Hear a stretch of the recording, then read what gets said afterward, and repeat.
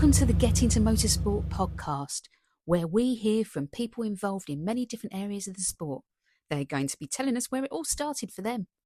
I am Holly Bailey, a former British Rally Championship driver and team manager, and as a rally instructor of over 20 years, one of the most commonly asked questions on the experience days was, how do I get into motorsport? If you want to hear more about the people already involved in motorsport and how they got started, don't forget to subscribe to get notified of the next episode. Today I am at Brands Hatch Winter Stage Rally and I'm talking to James Worth, who is service crew, mechanic and teas made for Car 11, the Citroen C3 of Mark Gelatly and co-driver Harriet Worth. James, tell us how he got started and what other areas of motorsport he got involved in. Right, so I'm here with James Worth, who is spannering today for Car 11. James, what's your history? When did you get into motorsport? What first got you involved in motorsport? Always been interested in it. My dad was always sort of took me to things like the old rally sprint at Donington and all that kind of stuff. And then sort of 85, 86, 12, 13 years old maybe, just Group B took me. That was it. 6R4, there's nothing better. That was it. Hooked, dealt rest for all those cars and just wanted to be part of it. I wanted a Sunbeam Lotus and track day it. And then come to the conclusion that it'd be cheaper to buy a rally car and take the stickers off it and track day that. And then ended up buying an old rally car. And I'd been in Colville Car Club many, many years ago, sort of as a hanger-on really in the early 90s. I thought, I wonder if this still exists. So we went down a Wednesday night and they were still there. And then 3 months later, I'd done my bars and was looking for a rally to do with a rally car. And it sort of went from there. Wow. Just the rest was kind of history, and sort of did them as we could afford them with rallies, and so we didn't do many a year and just really had a good time, and it was always more about having a bit of fun and going sideways really than actually winning anything, and that was that. And then kids came along and the car went. I sort of ended up then servicing for people with Stephen Tony Graham and Ian Chamberlain Motorsport. They've got a Stephen Tony Graham. Did they not have an MGZR? MGZR They did. in the British Championship? They I did remember back in the day. Yeah. So yeah, we got involved helping Spanner on the Roger Albert Clark with them back in I think 2007, and that's just sort of snowballed. I think someone's trying to bed their brakes in. Yeah, and that sort of snowballed and ended up then spanning for more and more people. Harriet got to the age where 14 and wanted to start co-driving, and Julia Perry and Sam Bartlett, and I've got to name them because they're instrumental in really helping Harriet get some seats with people and always be appreciated. Of course, COVID had come along before this, I should say, so I think it was 15 when she started co-driving. And what age can you start co-driving at? 14. 14 on single venues, I think it is. So she started at 15 because obviously COVID and all of that had happened. And I'd sort of ended up then as a tag-along spannering for whoever she was sat in with. So I've done a lot with Ben and WB Motorsport and Paul Sheard Autosport as well. And of course Harriet sort of now got a regular seat with Mark, so I'm sort of here now. Mark's the chap that's in Car 11 that he's here today. In Car 11, yeah. And I'll sort of come along for the ride. So although you were literally gravel through earlier on this morning, weren't you? Yeah. It was like subguard off, wasn't it? Yeah, it was like tidying up a nice little alpine border. It was with some pea gravel. It was lovely. Yeah. I didn't know you could get so much pea gravel on top of a sump guard, but anyway, every day's a school day. Oh dear! First bit of excitement for the day, and hopefully the last. Yeah, it's good.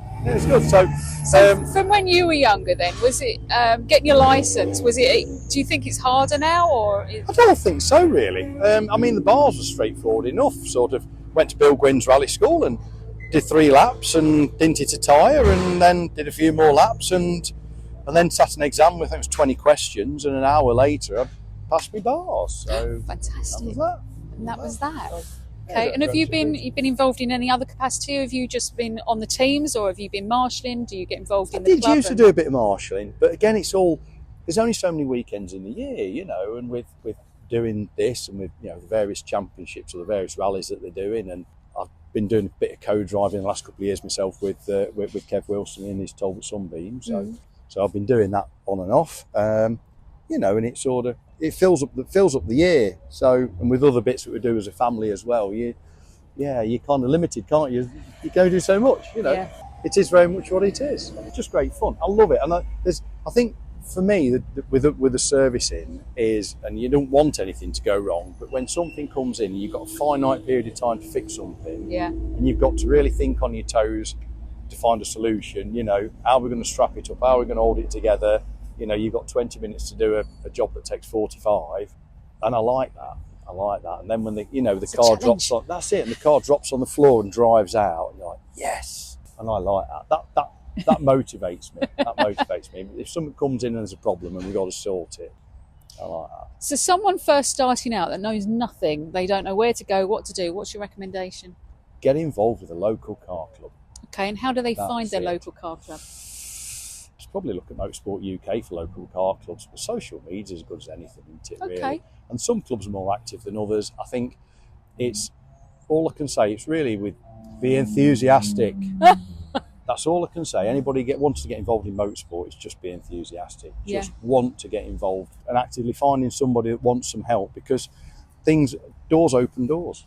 Somebody that wants to get involved and wants to help and wants to find a solution, and it's just how it works, isn't it?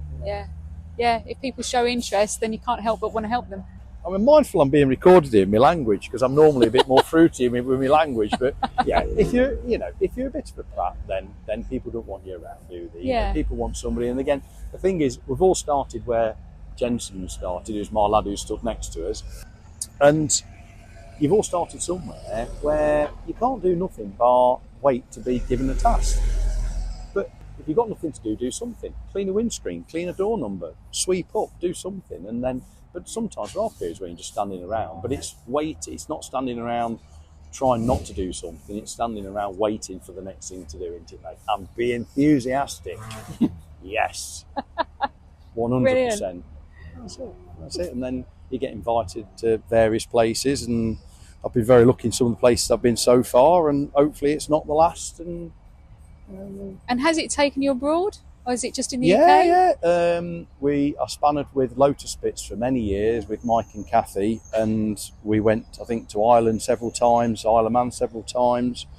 Stephen Tony Graham, been to France twice, once for the Tour Auto and once for the Monte Carlo Historic. Been Norway and took a car test in there for them many years ago. So, yeah, it's nice. It's creates nice. Memories, doesn't it? Well, it does. I mean, this is it, isn't it? One day we won't be able to do this. We'll be sat in a nursing home, and you're right. All you've got is memories, isn't it? And I remember when. That's it, isn't it? You're making memories. You are. It's what it's all about.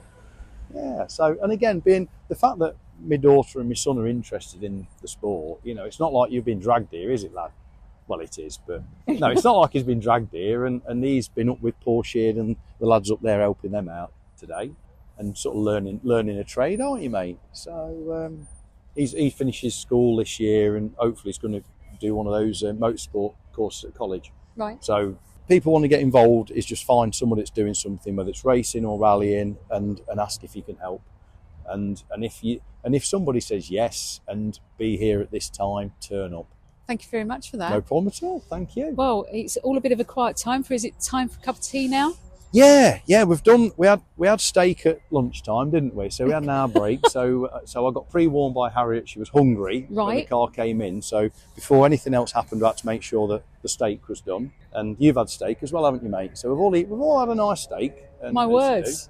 Well, such luxury. Well, we're trying to eat healthy. It's New Year, it's January, isn't it? So how long this lasts for, I've got no idea. But we're trying to be good, aren't we, mate?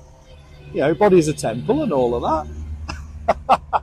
I've got to fit my race suit later on in the year, haven't I? Thank you very much for chatting to us. An absolute pleasure, thank you. Thank you to James, and thank you for listening. Tune in next time for more stories of getting into motorsport.